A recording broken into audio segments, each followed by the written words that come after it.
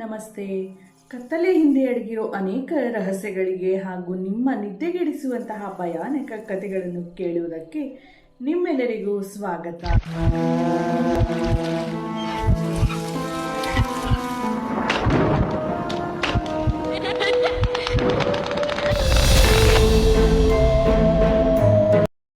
ಇವತ್ತು ನಾನು ನಿಮಗೆ ಹೇಳ್ತಿರೋದು ನನ್ನ ಫ್ರೆಂಡಿನ ಕತೆ, ನನ್ನ ಕ್ಲೋಸ್ ಫ್ರೆಂಡ್ ಪ್ರಿಯಾಂಕಾಳ ಕತೆ.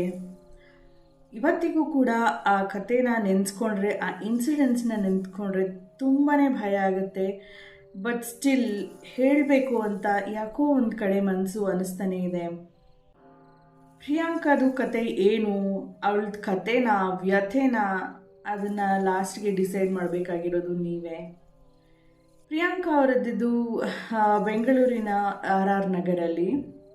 ಅವರ ಅಪ್ಪ ಅಮ್ಮ ಇಬ್ಬರೂ ತುಂಬಾ ಕಷ್ಟಪಟ್ಟು RR ನಗರಲ್ಲಿ ಒಂದು ಮನೆ ತಗೊಂಡಿರ್ತಾರೆ.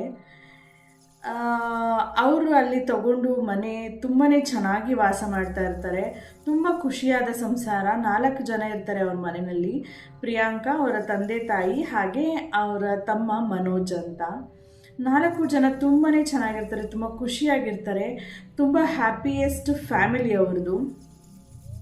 ಹೀಗಿರಬೇಕಾದ್ರೆ ಪ್ರಿಯಾಂಕಾ ಎಜುಕೇಷನ್ ಎಲ್ಲ ಕಂಪ್ಲೀಟ್ ಆಗುತ್ತೆ. ಅವ್ರ ಅಪ್ಪ ಅಮ್ಮ ಮನೇಲಿ ಕೆಲಸಕ್ಕೆ ಕಳಿಸೋದನ್ನು ಒಪ್ಕೊಳ್ಳಲ್ಲ. ಸೊ ಹಾಗಂತ ಮನೇಲೇ ಕೂತ್ಕೊಂಡು ಎಷ್ಟು ದಿನ ಅಂತ ಇಟ್ಕೊಳಕ್ಕಾಗುತ್ತೆ. ಸರಿ, ಮದುವೆ ಮಾಡೋಣ ಅಂತ ಹೇಳಿ ಅವರ ತಂದೆ ತಾಯಿ ಯೋಚನೆ ಮಾಡ್ತಾರೆ. ಮದುವೆ ಮಾಡೋಣ ಅಂತ ಹೇಳಿಬಿಟ್ಟು ಹುಡುಗನ್ನ ಹುಡುಕ್ತಾ ಇರ್ತಾರೆ. ಹೇಗಿದ್ರು ಸ್ವಂತ ಮನೆ ಆಯಿತು ಬೆಂಗಳೂರಲ್ಲಿ, ಇನ್ನೇನಿದ್ರು ಮಗಳನ್ನ ಮದುವೆ ಮಾಡಿ ಕಳಿಸಿದ್ರೆ ಅವ್ರದ್ದೊಂದು ಭಾರ ತೀರುತ್ತೆ ಅನ್ನೋ ಕಾರಣಕ್ಕೋಸ್ಕರ ಮದುವೆಗೆ ಹುಡುಗನ್ನ ಹುಡುಕ್ತಾ ಇರ್ತಾರೆ. ಒಂದಷ್ಟು ಜನ ಹುಡುಗರು ಬಂದು ಹೋಗಿ ಕೂಡ ಮಾಡ್ತಿರ್ತಾರೆ. ಹೀಗಿರಬೇಕಾದ್ರೆ ಒಂದು ದಿನ ಪ್ರಿಯಾ ಏನು ಮಾಡ್ತಾಳೆ ಅಂತಂದರೆ, ಅವ್ರ ಮನೆ ಹತ್ರ ಒಂದು ಗಾರ್ಡನಿಂಗ್ ಸ್ಪೇಸ್ ಇರುತ್ತೆ. ಗಾರ್ಡನಿಂಗ್ ಸ್ಪೇಸಲ್ಲಿ ಹೋಗಿ ಗಿಡಗಳಿಗೆಲ್ಲ ನೀರು ಹಾಕಿ ಬರ್ತೀನಿ ಅಂತ ಹೇಳಿ ಮಧ್ಯಾಹ್ನ ಸುಮಾರು 1:30-2 ಗಂಟೆ ಟೈಮಲ್ಲಿ ಹೋಗ್ತಾಳೆ. ಗಾರ್ಡನ್ಗೆಲ್ಲ ನೀರು ಹಾಕಿಬಿಟ್ಟು ನೋಡ್ಕೊಂಡು ಬರ್ತೀನಿ ಅಂತ ಹೇಳಿ ಮನೇಲೇ ಕೂತಿರ್ತಾಳಲ್ಲ ಬೆಳಗ್ಗೆಯಿಂದ ಸಂಜೆವರೆಗೂ. ಸೊ ಹೋಗಿ ನೋಡಿಕೊಂಡು ಗಿಡಗಳನ್ನೆಲ್ಲ ಇವಳೇ ನೋಡ್ಕೊಳ್ಳಿ ಅಂತ ಹೇಳಿ ಅವ್ರ ತಂದೆ ತಾಯಿ ಕೂಡ ಸರಿ ಅಮ್ಮ ಹೋಗ್ಬಿಡ್ಬಾ ಅಂತ ಹೇಳ್ತಾರೆ. ಅವರಪ್ಪ ಅವತ್ತು ಸಂಡೇ ಆಗಿರೋದ್ರಿಂದ ಕೆಲಸಕ್ಕೆ ಹೋಗಿರಲ್ಲ, ಮನೆಯಲ್ಲೇ ಇರ್ತಾರೆ.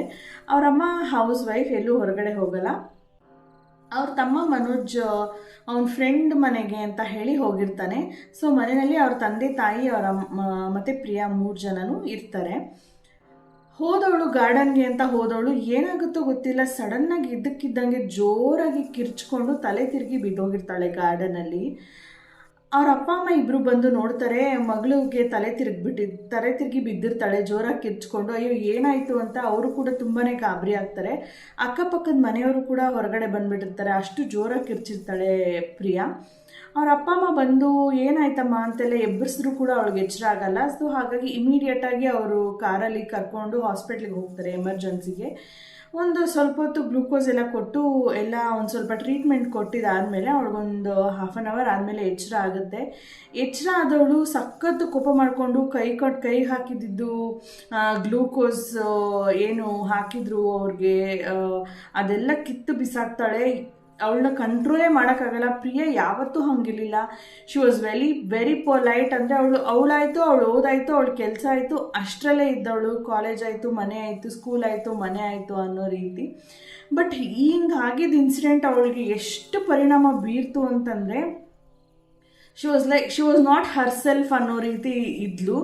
ತುಂಬಾ ಹಾಸ್ಪಿಟಲ್ಸಲ್ಲಿ ಎಲ್ಲ ತೋರಿಸ್ತಾ ಇದ್ರು, ಏನು ಮಾಡಿದ್ರು ಕೂಡ ಅವಳಿಗೆ ಸರಿ ಹೋಗಲಿಲ್ಲ.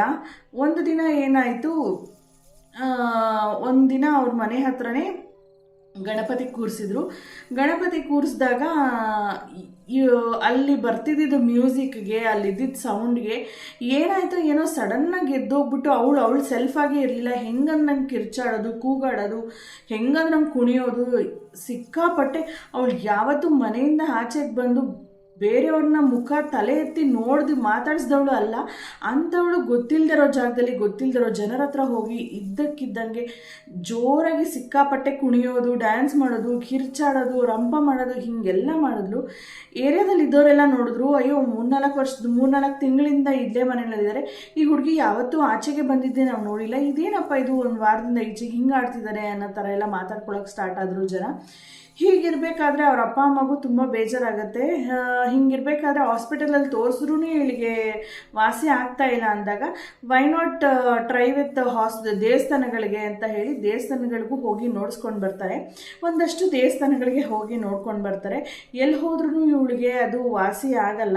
ಸೊ ಹಾಗಾಗಿ ಒಬ್ಬರು ಏನು ಸಜೆಸ್ಟ್ ಮಾಡ್ತಾರೆ, ನೀವು ಇರೋ ಮನೆಯಲ್ಲಿ ಏನಾದರೂ ಪ್ರಾಬ್ಲಮ್ ಇರಬಹುದು, ನೀವು ಮನೆ ಚೇಂಜ್ ಮಾಡಿ ನೋಡಿ, ಒಂದಷ್ಟು ದಿನ ಆ ಮನೆಯಿಂದ ಬೇರೆ ಮನೆಗೆ ಶಿಫ್ಟ್ ಆಗಿಬಿಟ್ಟು ನೋಡಿ, ಆವಾಗ ಏನಾದರೂ ಕಮ್ಮಿ ಆಗ್ಬೋದೇನೋ ಅಂತ ಅಂದ್ಕೊಳ್ತಾರೆ. ಸರಿ ಅಂತ ಹೇಳಿ ಯಾರೋ ಒಬ್ರು ಹೇಳಿದ್ರು ಅಂತ ಹೇಳಿ 1-2 ದಿನ ಸ್ವಲ್ಪ ಚೇಂಜಸ್ ಇರಲಿ ಅಂತ ಹೇಳಿ ಅವ್ರ ಮನೆಯಿಂದ ಅವ್ರ ರಿಲೇಟಿವ್ ಮನೆಗೆ ಕರ್ಕೊಂಡು ಹೋಗ್ತಾರೆ. ಅವ್ರ ರಿಲೇಟಿವ್ ಮನೆ ಇದ್ದಿದ್ದು ರಾಜಾಜಿನಗರಲ್ಲಿ. ರಾಜಾಜಿನಗರಲ್ಲಿ ಅವ್ರ ರಿಲೇಟಿವ್ ಮನೆಯಲ್ಲಿ ಒಂದು ವೀಕ್ 10 ಡೇಸ್ವರೆಗೂ ಇರ್ತಾರೆ. ಅವ್ರು ಹೋಗಿದ್ದ ದಿನವೇ ಅವ್ರಿಗೆ ಏನಾಗುತ್ತೆ ಅಂತಂದರೆ, ಅವ್ರ ರಿಲೇಟಿವ್ ಮನೆ ಇದ್ದಿದ್ದು 2 BHK ಹೌಸ್.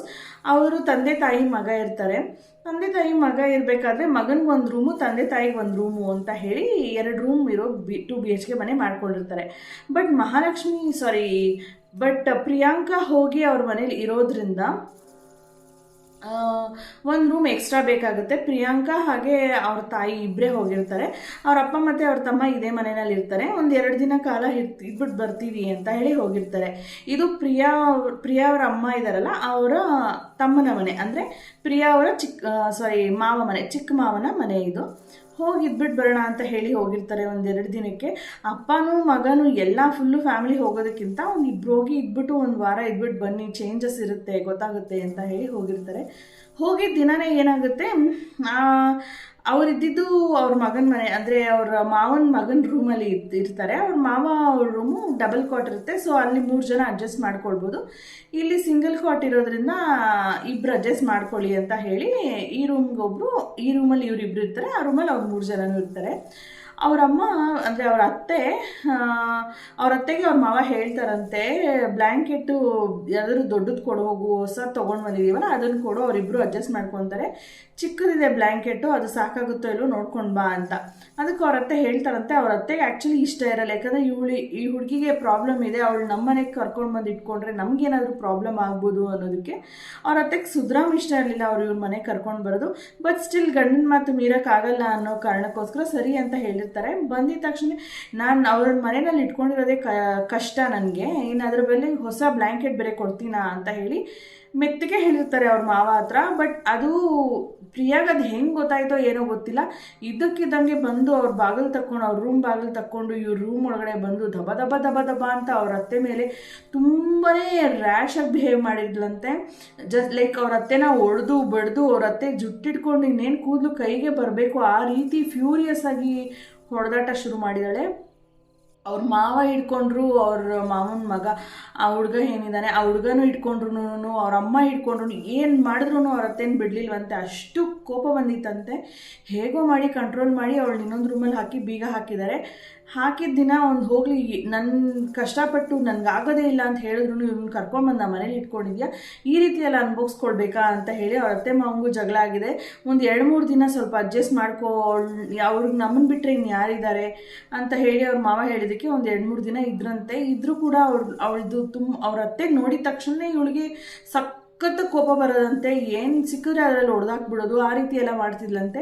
ಸೊ ಹಾಗಾಗಿ ಅವ್ರ ಮಾವ ಸಜೆಸ್ಟ್ ಮಾಡಿದ್ರಂತೆ, ನೀವು ಯಾಕೆ ಒಂದು ಒಳ್ಳೆ ದರ್ಗಾನಲ್ಲಿ ಹೋಗಿ ನೋಡಿಸ್ಬಾರ್ದು, ಇದೇ ಥರ ಇದೆಲ್ಲ ದೇವಸ್ಥಾನಕ್ಕೆ ಹೋದ್ರೂ ಪ್ರಾಬ್ಲಮ್ ಸಾಲ್ವ್ ಆಗಿಲ್ಲ, ಹಾಸ್ಪಿಟ್ಲಿಗೆ ಹೋದ್ರೂ ಸಾಲ್ವ್ ಆಗಿಲ್ಲ, ದರ್ಗಾದಲ್ಲಿ ಅಂತರ ಎಲ್ಲ ಕಟ್ತಾರೆ, ಹಾಗೆ ಅದರಲ್ಲಿ ಸೀಟ್ ಏನೋ ಬರೀತಾರೆ, ಆ ಥರ ಎಲ್ಲ ಮಾಡಿ ನೋಡ್ತಾರೆ, ಒಂದ್ಸತಿ ಅಲ್ಲಿ ಹೋಗಿ ವಿಸಿಟ್ ಮಾಡಿ ನೋಡೋಣ ಅಂತ ಹೇಳ್ತಾರಂತೆ ಅವ್ರ ಮಾವ. ಸರಿ ಅಂತ ಹೇಳಿ ಅವ್ರ ಅಮ್ಮ ಅವ್ರ ಅಪ್ಪ ಹತ್ರ ಮಾತಾಡಿ ಅವ್ರ ಫ್ಯಾಮಿಲಿಯವರೆಲ್ಲ ಕರ್ಕೊಂಡು ಪ್ರಿಯಾನ ದರ್ಗಾಗೆ ಹೋಗಿದ್ದಾರೆ. ದರ್ಗಾಕ್ಕೆ ಹೋಗ್ತಾ ಇದ್ದೀವಿ ಅಂತ ಅವಳ ಹತ್ರ ಯಾರೂ ಹೇಳಿಲ್ಲ. ಬಟ್ ದಾರಿನಲ್ಲಿ ಹೋಗ್ತಾ ಹೋಗ್ತಾ ಅವಳಿಗೆ ಅದು ಹೇಗೆ ಗೊತ್ತಾಯ್ತೋ ಗೊತ್ತಿಲ್ಲ, ದರ್ಗಾ ಹತ್ತತ್ರ ಹೋಗ್ತಾ ಹೋಗ್ತಾ ತುಂಬಾ ಫ್ಯೂರಿಯಸ್ ಆಗಿ ಆಡೋಕ್ಕೆ ಶುರು ಮಾಡಿದ್ರಂತೆ. ಎರ್ರಾಬಿರಿ ಕೂಗಾಡೋದು, ಕಿರ್ಚಾಡೋದು, ರಂಪ ರಾಮಾಯಣ ಮಾಡೋದು, ಹೀಗೆಲ್ಲ ಮಾಡಿದ್ರಂತೆ. ಏನಿದು ಹಿಂಗೆಲ್ಲ ಮಾಡ್ತಾಳೆ ಅಂತ ಹೇಳಿ ದರ್ಗಾ ಕೊನೆಗೂ ಕರ್ಕೊಂಡು ಹೋದ್ರಂತೆ. ಕೊನೆಗೂ ಕರ್ಕೊಂಡು ಹೋಗಿದ್ದಕ್ಕೆ ಅಲ್ಲಿ ಬಾಯಿ ಬಿಟ್ಲಂತೆ ಅವಳು. ನೀನು ಯಾಕೆ ಹಿಂಗೆ ಆಡ್ತಿದ್ಯಾ ಅಂತೆಲ್ಲ ಅವರು ಪ್ರಶ್ನೆ ಮಾಡಿದ್ದಕ್ಕೆ, ಫಕೀರ್ ಯಾರಿರ್ತಾರೆ ಅವ್ರು ಪ್ರಶ್ನೆ ಮಾಡಿದ್ದಕ್ಕೆ ಆಗ ಹೇಳಿದ್ಲಂತೆ ಪ್ರಿಯಾ, ನಾನು ಪ್ರಿಯಾ ಅಲ್ಲ ಅಂತ ಹೇಳಿ, ನನ್ನ ಹೆಸರು ಸುಲೋಚನಾ ಅಂತ ಹೇಳಿದ್ಲಂತೆ. ಯಾರು ಸುಲೋಚನಾ? ಇವ್ರಿಗೆ ಯಾರಿಗೂ ಸುಲೋಚನಾ ಅಂತ ಅವ್ರ ಫ್ಯಾಮಿಲಿನಲ್ಲೂ ಯಾರೂ ಗೊತ್ತಿಲ್ಲ, ಅವ್ರ ಪರಿಚಯ ಇರೋರು ಯಾರೂ ಇಲ್ಲ, ಅವ್ರ ಫ್ರೆಂಡ್ಸು ಯಾರೂ ಇಲ್ಲ. ನಮಗೆ ಸುಲೋಚನಾನು ಮನುಷ್ಯನೇ ಗೊತ್ತಿಲ್ಲ ಅನ್ನೋ ಥರ ಅವ್ರ ಅಪ್ಪ ಅಮ್ಮ, ಅವ್ರ ಅತ್ತೆ ಮಾವ ಎಲ್ಲರೂ ಹಂಗೆ ಹೇಳಿದಂತೆ. ಬಟ್ ಇವ್ರಿಗೆ ಯಾರು ಸುಲೋಚನಾ ಅನ್ನೋದೇ ಗೊತ್ತೇ ಇಲ್ವಲ್ಲ, ನಿನಗೆ ಹೆಂಗೆ ಇವಳಿಗೆ ಹಿಡ್ಕೊಂಡೆ, ನೀನು ಯಾರು, ಏನು ಎತ್ತ ಅಂತ ಅವರು ಮತ್ತೆ ಪ್ರಶ್ನೆ ಮಾಡಿದ್ದಕ್ಕೆ ಇವಳ ಹತ್ರನೇ, ಇವಳಿಗೆ ಅವಳ ಬಾಡಿ ಮೇಲೆ ಕಂಟ್ರೋಲ್ ಇಲ್ವಂತೆ. ಏನೇನೋ ದಬ ದಬ ಅಂತ ಒದ್ರಾಡ್ತಿದ್ಲಂತೆ. ಹೀಗೆಲ್ಲ ಮಾಡಿ ಏನೇನೋ ಮಾಡಿ ಅವಳ ಕೈಯಲ್ಲಿ ಬಾಯಿ ಬಿಡಿಸಿದ್ದಾರೆ. ಅವಳು ಕೊನೆಗೆ ಹೇಳಿದ್ದು, ನನ್ನ ಹೆಸರು ಸುಲೋಚನಾ ಅಂತ, ನನಗೆ 55 ವರ್ಷ, ನನಗೆ ಮದುವೆ ಆಗಿ ನನ್ನ ಗಂಡ ತೀರೋಗಿದ್ರು, ಮಗ ಒಬ್ಬ ಇದ್ದ, ಮಗ ದೊಡ್ಡವನಾಗಿ ಅವನಿಗೆ ಮದುವೆ ಕೂಡ ಆಗಿತ್ತು. ಬಂದಿದ್ದ ಸೊಸೆ ನನ್ನ ಹತ್ರ ಒಂದು ಸ್ವಲ್ಪನೂ ಸೇರ್ತಾ ಇರಲಿಲ್ಲ, ಯಾವಾಗೂ ಗಂಡ ಹೆಂಡತಿ ಜಗಳ ಆಡ್ತಾನೆ ಇರೋರು, ನನ್ನ ಹತ್ರ ಅಂತೂ ಒಂಚೂರು ಸೇರ್ತಾ ಇರಲಿಲ್ಲ ನನ್ನ ಸೊಸೆ. ಅದಕ್ಕಾಗಿ ನನ್ನ ಹತ್ರ ಜಾಸ್ತಿ ದುಡ್ಡು, ಹಣ, ಒಡವೆ ಎಲ್ಲ ತುಂಬಾ ಇತ್ತು. ಇವರಿಬ್ಬರು ಜಗಳ ಆಡ್ತಾ ಇದ್ದಿದ್ದು ನೋಡಿ, ನನ್ನನ್ನು ಒಂದು ಸ್ವಲ್ಪನೂ ಸೇರದೇ ಇದ್ದಿದ್ದು ನೋಡಿ, ನನಗೆ ನನ್ನ ಒಡವೆ ಆಗಲಿ, ನನ್ನ ದುಡ್ಡು, ಆಸ್ತಿ, ಅಂತಸ್ತು ಏನೂ ಇವ್ರಿಗೆ ಪಾಲಾಗೋದು ನನಗೆ ಇಷ್ಟ ಇರಲಿಲ್ಲ. ಹಾಗಾಗಿ ನಮ್ಮನೆ ಹಿತ್ತಲಲ್ಲಿ ಮಣ್ಣು ಹಾಕಿದ್ಬಿಟ್ಟು ನಾನು ಅದರಲ್ಲಿ ಇಟ್ಬಿಟ್ಟಿದ್ದೆ. ಆದರೆ ಒಂದಷ್ಟು ದಿನ ಆದಮೇಲೆ ನಾನು ಆ ಮನೇನ ನೋಡಿದ್ರೆ ಆ ಮನೆ ಹತ್ರ ಏನೂ ಇರಲಿಲ್ಲ. ನನ್ನ ಆತ್ಮ ನನ್ನ ಒಡವೆಗಳಿಗೆ, ನನ್ನ ದುಡ್ಡಿಗೆ, ನನ್ನ ಆಸ್ತಿಗೆಲ್ಲ ಇನ್ನೂ ಒದ್ದಾಡ್ತಾನೆ ಇದೆ, ನನಗೆ ನೆಮ್ಮದಿ ಸಿಕ್ಕಿಲ್ಲ ಅಂತ ಹೇಳ್ತಾಳಂತೆ ಸುಲೋಚನಾಗೆ ಪ್ರಿಯಾಗೆ ಏನು ಸಂಬಂಧ, ನೀನು ಇವಳಿಗೇನು ಹಿಡ್ಕೊಂಡೆ ಅಂತ ಫಕೀರ್ ಕೇಳಿದಾಗ ಸುಲೋಚನಾ ಹೇಳಿದ್ಲಂತೆ. ಅಂದರೆ ಸುಲೋಚನಾ ಪ್ರಿಯಾ ಮೈ ಮೇಲೆ ಬಂದು ಪ್ರಿಯಾ ಹೇಳಿದ್ಲಂತೆ ಸುಲೋಚನನ ಕಡೆಯಿಂದ, ನಾನು ಹೂತಿಟ್ಟಿದ್ದು ಅದೇ ಜಾಗದಲ್ಲಿ, ಅಂದರೆ ಪ್ರಿಯಾ ಎಲ್ಲಿ ನೀರು ಹಾಕೋಕ್ಕೆ ಅಂತ ಹೇಳಿ ಅವ್ರ ಮನೆ ಹಿಂದೆ ಇರೋ ಗಾರ್ಡನ್ಗೆ ಹೋಗಿದ್ಲು, ಅದೇ ಗಾರ್ಡನ್ ಕೆಳಗಡೆ ನಾನು ಮಣ್ಣಾಗ್ದು ಅಲ್ಲೇ ನಂದು ದುಡ್ಡು, ಒಡವೆ ಎಲ್ಲ ಇಟ್ಟಿದ್ದೆ. ನನ್ನ ಆತ್ಮ ಇನ್ನೂ ಕೂಡ ಅಲ್ಲೇ ತಿರುಗ್ತಾ ಇತ್ತು. ಈ ಪ್ರಿಯಾ ಬಂದ್ಬಿಟ್ಟು ಆ ಗಿಡನೆಲ್ಲ ನಾಟಿ ಮಾಡಿ ಗೊಬ್ಬರ ಎಲ್ಲ ತೆಗೆದು ಹಾಕೋಕ್ಕೆ ಎಲ್ಲ ರೆಡಿ ಮಾಡ್ತಾ ಇದ್ಲು. ಆ ಮಣ್ಣು ಅಗಿಯುವಾಗ ನಾನು ಅವಳ ಮೈಯೊಳಗಡೆ ಸೇರಿಕೊಂಡೆ ಅಂತ ಹೇಳಿ ಸುಲೋಚನಾ ಹೇಳಿದ್ಲಂತೆ. ಸೊ ಆ ಫಕೀರ್ ಹೇಳಿದ್ರಂತೆ, ಎಷ್ಟು ಹೇಳಿದ್ರು ನಾನಿಲ್ಲ, ನಾನು ಪ್ರಿಯಾನ ಬಿಟ್ಟು ಹೋಗಲ್ಲ, ನಾನು ಇದೇ ಮನೆಯಲ್ಲಿ ಇದೇ ಹುಡುಗಿ ಮೇಲೇ ಇರ್ತೀನಿ, ನಾನು ಯಾರು ಏನು ಮಾಡಿದ್ರು ನಾನು ಇವಳಿಂದ ಆಚೆ ಹೋಗಲ್ಲ ಅಂತ ಹೇಳಿದ್ರಂತೆ. ಆದರೂ ಕೂಡ ಫಕೀರು ಅವ್ರ ಕಡೆ ಇದ್ದಿದ್ದು ಪ್ರಯತ್ನಗಳೆಲ್ಲ ಮಾಡಿದ್ದಾರೆ. ಅವ್ರ ಕಡೆಯಿಂದ ಏನೇನು ಪ್ರೋಸೆಸ್ ಮಾಡಬೇಕಾಗಿತ್ತು ಅದೆಲ್ಲ ಪೂಜೆಗಳು, ಅದೆಲ್ಲ ಪ್ರೋಸೆಸ್ ಎಲ್ಲ ಮಾಡಿ ವಾಪಸ್ ಮನೆಗೆ ಕಳಿಸಿದ್ರಂತೆ. ಮನೆಗೆ ಕಳಿಸಿದ ಮೇಲೆ ಕೂಡ ಏನೂ ಇಂಪ್ರೂವ್ಮೆಂಟ್ ಆಗಿಲ್ವಂತೆ. ಸೇಮ್ ಹಾಗೆ ಹೆಂಗಂದ್ರಂಗೆ ಯಾವಾಗಂದರೆ ಅವಾಗ ತುಂಬ ಕೋಪ ಬಂದ್ಬಿಡೋದಂತೆ, ಯಾವಾಗಂದರೆ ಅವಾಗ ತುಂಬ ಸೈಲೆಂಟ್ ಆಗಿರೋಳಂತೆ. ಅವಳ ಫೀಲಿಂಗ್ಸ್ ಏನಿದೆ, ಅವಳ ಆ್ಯಕ್ಷನ್ಸ್ ಏನು ಮಾಡ್ತಾಳೆ ಅನ್ನೋದು ಯಾರಿಗೂ ಕಂಡುಹಿಡಿಯೋಕ್ಕಾಗ್ತಿಲ್ಲ ಅಂತ ಅಷ್ಟು ಫ್ಯೂರಿಯಸ್ ಆಗೋಗ್ಬಿಡೋದಂತೆ. ಒಂದೊಂದ್ಸತಿ ಅಷ್ಟೇ ಮಂಕಾಗೋಗ್ಬಿಡೋಳಂತೆ. ಯಾರು ಏನೇ ಮಾಡಿದ್ರು, ಎಷ್ಟೇ ಕಾಮಿಡಿ ಮಾಡ್ತಿದ್ರು, ಏನು ಮಾಡಿದ್ರು ನಗ್ತಾ ಇರ್ಲಿಲ್ವಂತೆ. ತಾನಾಯಿತು ತನ್ನ ಮಲ್ಗೋದಾಯಿತು, ಯಾವಾಗೂ ಮಲ್ಕೊಂಡೇ ಇರೋಳಂತೆ. ಎದ್ರೆ ಅದು ಇದು ಏನೋ ಅವಳಿಗೆ ಇಷ್ಟ ಬಂದಿದ್ದು ಮಾಡೋಳಂತೆ, ಇಷ್ಟ ಇದ್ದರೆ ಊಟ ಮಾಡೋಳಂತೆ, ಇಲ್ಲಾಂದರೆ ಏನೂ ಇಲ್ಲ ಹಾಗೆ ಮಲ್ಕೊಂಡ್ಬಿಡೋಳಂತೆ. ಆ್ಯಂಡ್ ಒನ್ ಮೋರ್ ಥಿಂಗ್, ಅವರು ವೆಜಿಟೇರಿಯನ್ಸ್ ಆಗಿದ್ರು ಮನೆಯಲ್ಲಿ. ಅವ್ರು ಯಾವುದೇ ಕಾರಣಕ್ಕೂ ನಾನ್ ವೆಜ್ ಎಲ್ಲ ಮಾಡ್ತಾ ಇಲ್ಲ, ಪ್ಯೂರ್ ವೆಜಿಟೇರಿಯನ್ಸ್ ಇದ್ದರು. ಬಟ್ ಈ ಪ್ರಿಯಾಗೆ ಈ ರೀತಿ ಇನ್ಸಿಡೆಂಟ್ ಆದಮೇಲೆ, ಅದೇನು ಸುಲೋಚನಾ ಪ್ರಿಯಾ ಮೇಲೆ ಬಂದಿದ್ದಾಳೆ ಅಂತ ಗೊತ್ತಾದ ಮೇಲಿಂದ ಪ್ರಿಯಾ ಯಾವಾಗೂ ನಾನ್ ವೆಜ್ ಕೇಳೋಳಂತೆ. ವೆಜ್ ಊಟ ತಿನ್ನೋಕ್ಕೆ ಇಷ್ಟಪಡ್ತಿರ್ಲಿಲ್ವಂತೆ. ಎನಿ ಟೈಮ್ ನಾನ್ ವೆಜ್, ಯಾವಾಗ ನೋಡು ನಾನ್ ವೆಜ್ ತಿನ್ನೋಳಂತೆ. ಅದು ಊಟ ಮಾಡಿದ್ರೂ ಅವಳು ಸ್ವಲ್ಪ ಯೂಶ್ವಲಿ ಅವಳು ಸ್ವಲ್ಪನೇ ಊಟ ಮಾಡ್ತಾ ಇದ್ದಿದ್ದು. ಬಟ್ ಈ ಇನ್ಸಿಡೆಂಟ್ ಆದಮೇಲಿಂದ ತುಂಬಾ ರಾಶಿ ಅನ್ನ ಅಷ್ಟು ತಿನ್ನೋಳಂತೆ, ತುಂಬ ಜಾಸ್ತಿ ಊಟ ಮಾಡೋಳಂತೆ. ಇದು ನೋಡ್ಬಿಟ್ಟು ಅವ್ರ ಮನೆಯವರೆಲ್ಲ ಭಯ ಬೀಳೋರಂತೆ. ಲೈಕ್ ಅವಳೊಬ್ಳು ಊಟ ಮಾಡೋದು, ಅವ್ರು ಇಡೀ ಮನೆಯಲ್ಲಿ ಊಟ ಮಾಡಿ ಇನ್ನೂ ಒಂದು ಸ್ವಲ್ಪ ಎತ್ತಿಟ್ಟಿದ್ರು ಕೂಡ ಅಷ್ಟು ತಿಂತಾ ಇದ್ಲಂತೆ. ಒಂದು 4-5 ಜನ ಊಟ ಮಾಡೋ ಅಷ್ಟು ಊಟ ಒಬ್ಬಳೇ ಊಟ ಮಾಡ್ತಿದ್ಲಂತೆ. ಇದನ್ನೆಲ್ಲ ಕೇಳಿ ಎಷ್ಟು ಭಯ ಆಯಿತು ಅಂತಂದರೆ, ರಿಯಲಿ ಹಿಂಗೆಲ್ಲ ನಿಜವಾಗ್ಲೂ ಮಾಡ್ತಾರಾ, ಈ ರೀತಿ ನಿಜವಾಗ್ಲೂ ಆಗುತ್ತಾ, ನಡೆಯುತ್ತಾ ಅನ್ನೋದು ನಮಗೆ ನಮ್ಮ ಕಣ್ಣಿಗೆ ನಮಗೆ ನಂಬೋಕ್ಕಾಗಿಲ್ಲ. ಬಿಕಾಸ್ ನಾವು ಅವಳನ್ನ ನೋಡಿದ್ದೀವಿ ಇನ್ಸಿಡೆಂಟ್ಸ್, ಲೈಕ್ ಅವತ್ತು ಫಂಕ್ಷನಲ್ಲಿ ಬಂದು ಡ್ಯಾನ್ಸ್ ಮಾಡಿದ್ದು ಅದು ನೋಡಿದ್ದೀವಿ ಇನ್ಸಿಡೆಂಟ್. ಹಾಗೆ ಯಾವಾಗಾದರೂ ಒಂದೊಂದ್ಸತಿ ಅವ್ರ ಮನೆ ಕಡೆ ಏನಾರು ಹೋದರೆ ಜೋರು ಕಿರ್ಚಾಡೋದು, ಕೂಗಾಡೋದು, ಸೌಂಡ್ಸ್ ಕೂಡ ಕೇಳಿಸ್ತಿತ್ತು ನಮಗೆ. ಅಷ್ಟು ಫ್ಯೂರಿಯಸ್ ಆಗೋಳು. ಏನಾಯಿತು ಏನೂ ಗೊತ್ತಿಲ್ಲ. ನಿಯರ್ಲಿ ಒಂದು 3.5 years ತುಂಬಾ ಸಫರ್ ಮಾಡಿದ್ದಾಳೆ. ಆ್ಯಂಡ್ ಅಟ್ಲೀಸ್ಟ್ ಅವಳಿಗೆ ಮದುವೆ ಆದರೆ ಇದೆಲ್ಲ ನಿಲ್ಬೋದೇನೋ ಅಂತ ಹೇಳಿ ಅವ್ರ ಅಪ್ಪ ಅಮ್ಮ ಹುಡುಗನ ಹುಡುಕ್ತಾನೆ ಇದ್ದರು. ಹುಡುಗ ಅವ್ರು ಬಂದು ಹುಡುಗಿನ ನೋಡೋಕ್ಕೆ ಬಂದಾಗಲೂ ಕೂಡ ಅದೇ ಬಿಹೇವಿಯರಲ್ಲೇ ಎಷ್ಟೋ ಜನ ಹೋಗಿರೋದುಂಟು. ಬಟ್ ಏನು ಮಾಡೋದು, ಅವ್ರ ತಂದೆ ತಾಯಿ ಕಡೆಯಿಂದ ಅವ್ರು ಮಾಡೋ ಪ್ರಯತ್ನ ಅವ್ರು ಮಾಡಲೇಬೇಕಲ್ವಾ. ಹೆಂಗೋ ನನ್ನ ಮಗಳ ಲೈಫ್ ಸೆಟ್ಲಾಗಲಿ, ಅವಳ ಮಗಳು ಇಷ್ಟೊಂದು ಸಫರ್ ಮಾಡೋದು ನಮ್ಮ ಕೈಯಲ್ಲಿ ನೋಡೋಕ್ಕಾಗಲ್ಲ ಅಂತ ಹೇಳಿ ಅವರು ಅವ್ರ ಕಡೆ ಆಗೋ ಪ್ರಯತ್ನಗಳೆಲ್ಲ ಮಾಡ್ತಾನೆ ಇದ್ರು. ಬಟ್ ಅದು ಯಾವುದೂ ಫಲಿಸ್ಲಿಲ್ಲ. ಇಷ್ಟಾಗಿ ಕೊನೆಗೆ ಒಂದು 3.5 years ಅವಳು ಸಫರ್ ಮಾಡಿ ಆದಮೇಲೆ ಕೊನೆಗೊಂದಿನ ತೀರ್ಕೊಳ್ತಾಳೆ. ಅವಳು ತೀರ್ಕೊಂಡಾಗೂ ಕೂಡ ಲೈಕ್ ಬೀಯಿಂಗ್ ಎ ಫ್ರೆಂಡ್ಸ್ ನಾವು ಒಂದಷ್ಟು ಜನ ಹೋಗಿದ್ವಿ ಇವಳು ಹಿಂಗಾದ್ಲು ಅಂತ ಹೇಳಿ ನೋಡ್ಕೊಂಡು ಬರಲಿಕ್ಕೆ ಅಂತ ಹೋದಾಗ ವಿ ವರ್ ಲೈಕ್ ನಮಗೆ ಶಾಕ್ ಆಯಿತು. ಯಾಕಂದರೆ ಅವಳು she was no more Priya ಅಂತ ಅನ್ನಿಸ್ತು ನಮಗೆ. ಬಿಕಾಸ್ ಅವಳ ಫೇಸ್ ಫುಲ್ಲು ಒಂಥರ ರಿಂಕಲ್ಸ್ ಥರ, ಯಾರೋ ತುಂಬ ವಯಸ್ಸಾಗಿರೋರನ್ನ ನೋಡಿರೋ ಥರ ಅನ್ನಿಸ್ತು. She was like that. ಅವಳು ತುಂಬ ಎನರ್ಜೆಟಿಕ್ ಆಗಿ, ಅಂದರೆ ಅವಳಾಯಿತು, ಅವಳ ಕೆಲಸ ಆಯಿತು, ಅವಳು ಪಾಡಾಯಿತು. ಈವನ್ ಇನ್ ಸ್ಟಡೀಸ್ ಅವಳು ತುಂಬಾ ಒಳ್ಳೆಯ ಹುಡುಗಿ. She was very good student actually. ಅಷ್ಟು ಚೆನ್ನಾಗಿ ಓದ್ಕೊಂಡು ಚೆನ್ನಾಗಿದ್ದ ಹುಡುಗಿ ಆಲ್ ಆಫ್ ಅ ಸಡನ್ ನಮಗೆಲ್ಲ ಒಂದು 25-26 years, ಅವಳು ನೋಡಿದ್ರೆ 26 years ಹುಡುಗಿ ಒಂಥರ 50-60 ವರ್ಷದ ಮುದುಕಿರಾದಂಗೆ ವಯಸ್ಸಾಗಿರೋ ಥರ ಆಂಟಿ ಅಜ್ಜಿಗಳ ಥರ ಕಾಣಿಸ್ತಾ ಇದ್ಲು. ಕೂದಲು ಕೂಡ ಅಲ್ಲಲ್ಲಿ ಬೆಳ್ಳಗಾಗಿತ್ತು. But no words. ಇವಾಗ ನಾನು ಅದನ್ನು ಎಕ್ಸ್ಪ್ಲೈನ್ ಮಾಡಿದ್ರು ಕೂಡ ನಿಮಗೆ ಐ ಡೋಂಟ್ ನೋ ನಿಮ್ಗೆ ಅದೆಷ್ಟು ಫೀಲ್ ಆಗುತ್ತೆ ಅಂತ. ಬಟ್ ಐ ಸ್ಟಿಲ್ ರಿಮೆಂಬರ್ ಇದು ಹಿಂಗಾಯ್ತಲ್ಲಪ್ಪ, ಯಾಕೆ ಹಿಂಗಾಯಿತು. ಇವಾಗೂ ಕೂಡ ವೆನ್ ಐ ರಿಮೆಂಬರ್ ಅವಳು ನಮ್ಮ ಕಾಲೇಜ್ ಡೇಸಲ್ಲಿ ಇದ್ದಿದ್ದು, ನಾವು ಸ್ಕೂಲ್ ಡೇಸಲ್ಲಿ ಹೆಂಗಿದ್ವಿ, ಇದೆಲ್ಲ ಬರುತ್ತೆ ನೆನಪು. ಆ 3.5 years ಅವಳು ಎಷ್ಟು ಸಫರ್ ಮಾಡಿರ್ಬೋದು, ಬೋತ್ ಮೆಂಟಲಿ ಆ್ಯಂಡ್ ಫಿಸಿಕಲಿ ಎಷ್ಟು ಡೌನ್ ಆಗಿರ್ಬೋದು. ಒಂದು ಮನುಷ್ಯ ಎಷ್ಟು ಎನರ್ಜೆಟಿಕ್ ಆಗಿ ಎಷ್ಟು ಖುಷಿಯಾಗಿ ಓಡಾಡ್ಕೊಂಡಿದ್ನೋ ಅಷ್ಟೇ ಕುಗ್ಗಿ, ಮಾನಸಿಕವಾಗಿ ಕುಗ್ಗಿ, ದೈಹಿಕ ಬಲ ಒಂಚೂರು ಇಲ್ದಿರ ಅವಳು ಅಷ್ಟು ಊಟ ತಿಂದ್ರೂ ಯಾವ ಊಟನೂ ಮೈಗಂಟಿದ್ದೀರ ತುಂಬಾ ವೀಕ್ ಆಗಿದ್ಲು. ಇಟ್ಸ್ ಲೈಕ್ ಅವಳನ್ನ ನೋಡಿದ್ರೆ ಅವಳೇ ಅಲ್ಲ ಅನ್ನೋ ರೀತಿ ಆಗೋಗಿದ್ಲು. ಯಾಕಂದರೆ ಅಷ್ಟು ಸಣ್ಣ ಆಗಿದ್ಲು. ಲೈಕ್ ಫುಲ್ಲು ಸ್ಕೆಲಿಟನ್ ಬಾಡಿನಲ್ಲಿರೋ ಮೂಳೆ ಮೇಲೆ ಜಸ್ಟು ಒಂದು ಸ್ಕಿನ್ ಲೇಯರ್ ಹಾಕಿದ್ರೆ ಹೆಂಗಿರುತ್ತೆ ಅಷ್ಟು ಸಣ್ಣ ಆಗಿಬಿಟ್ಟಿದ್ಲು. ಆ್ಯಂಡ್ ತುಂಬ ವಯಸ್ಸಾಗಿರೋ ಅಜ್ಜಿಗಳು ಲೈಕ್ ಹಿಂಗೆಲ್ಲ ಫುಲ್ಲು ಜೋತ್ ಬಿದ್ದು ರಿಂಕಲ್ಸ್ ಬಂದಿರುತ್ತಲ್ಲ ಆ ರೀತಿ ಆಗಿಬಿಟ್ಟಿದ್ಲು. ತುಂಬಾ ಟ್ರಾಜಿಕ್ ಎಂಡಿಂಗ್ ಅವಳದು. ತುಂಬ ಜನ ನಾನು ತುಂಬ ಸ್ಟೋರೀಸ್ ಕೇಳಿದ್ದೀನಿ, ಈ ರೀತಿ ದೆವ್ವ ಬಂದಿದೆ, ಆತ್ಮ ಬಂದಿದೆ ಅಂತೆಲ್ಲ ತುಂಬಾ ಕೇಳಿದ್ದೀನಿ, ತುಂಬಾ ಸ್ಟೋರೀಸ್ ಕೇಳಿದ್ದೀನಿ. ಆ ಸ್ಟೋರೀಸಲ್ಲೆಲ್ಲ ಅಟ್ಲೀಸ್ಟ್ ಎಂಡಿಂಗಲ್ಲಿ ಯಾವುದೋ ದೇವರಿಂದ ಆಗಿರ್ಬೋದು ಅಥವಾ ಸೈಕಾಲಜಿಕಲ್ ಪ್ರಾಬ್ಲಮಿಂದ ಆಗಿರ್ಬೋದು, ಈ ರೀತಿ ಯಾವುದೋ ಒಂದು ಪ್ರಾಬ್ಲಮಿಂದ ಅವರು ಗುಣಮುಖರಾಗಿರೋದನ್ನ ನಾನು ತುಂಬಾ ಕೇಳಿದ್ದೀನಿ. ಬಟ್ ಅವಳನ್ನ ಅವ್ರ ಅಪ್ಪ ಅಮ್ಮ ತುಂಬಾ ಟ್ರೈ ಮಾಡಿದ್ದಾರೆ ಅವಳನ್ನ ಉಳಿಸ್ಕೊಳ್ಳೋಕ್ಕೆ. ಯಾಕಂದರೆ ತುಂಬಾ ಒಳ್ಳೆ ಮಗು ಅದು ಅಂತ. ಅವ್ರ ಫ್ಯಾಮಿಲಿನಲ್ಲಿ ಯಾರೂ ಹೆಣ್ಮಕ್ಳು ಇರಲಿಲ್ಲ, ಇವಳೊಬ್ಬಳೇ ಹೆಣ್ಮಗಳಿದ್ದು, ಎಲ್ಲರೂ ಗಂಡು ಮಕ್ಕಳೇ ಇದ್ದರು. ಒಬ್ಬಳೇ ಹೆಣ್ಮಗಳು ಅಂತ ಹೇಳಿ ತುಂಬಾ ಪ್ರೀತಿ ಮಾಡ್ತಿದ್ರು. ಅವ್ರ ಅಪ್ಪ ಅಮ್ಮ ಆಗಿರ್ಬೋದು, ಅವ್ರ ಅತ್ತೆ ಮಾವ, ಅವ್ರ ದೊಡ್ಡಪ್ಪ ಚಿಕ್ಕಪ್ಪ ಎಲ್ಲರೂ ಅಷ್ಟೇ ತುಂಬಾ ಇಷ್ಟಪಟ್ಟಿದ್ರು ಅವಳನ್ನ. ಬಟ್ ಫೈನಲಿ ಅವಳ ಎಂಡಿಂಗ್ ಹಿಂಗಾಯಿತು ಅಂತ ಹೇಳಿ ತುಂಬಾ ದುಃಖ ಆಗುತ್ತೆ ಈ ರೀತಿ ಎಂಡಿಂಗ್ ಕೇಳಿ.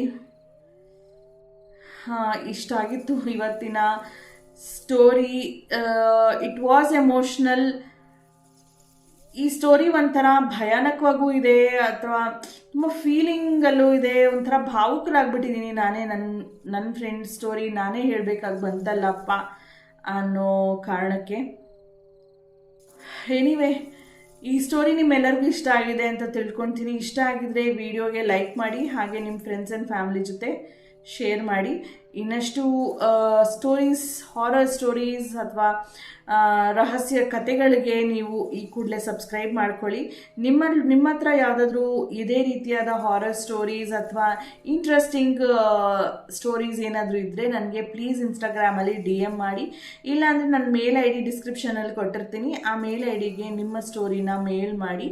ಸೊ ದಟ್ ನಿಮ್ಮ ಕಥೆ ನಮ್ಮೆಲ್ಲರ ಜೊತೆ ಚೆನ್ನಾಗಿರುತ್ತೆ ಅನ್ನೋ ಒಂದೇ ಕಾರಣಕ್ಕೋಸ್ಕರ ಮುಂದಿನ ವಿಡಿಯೋದಲ್ಲಿ ಸಿಗ್ತೀನಿ ಇನ್ನಷ್ಟು ಹೊಸ ಹಾರರ್ ಸ್ಟೋರೀಸ್ ಜೊತೆ. ಅಲ್ಲಿವರೆಗೂ thank you so much for watching. ಇನ್ನಷ್ಟು ಹೊಸ ಭಯಾನಕ ಕಥೆಗಳಿಗಾಗಿ ಈ ಕೂಡಲೇ ಸಬ್ಸ್ಕ್ರೈಬ್ ಮಾಡ್ಕೊಳ್ಳಿ.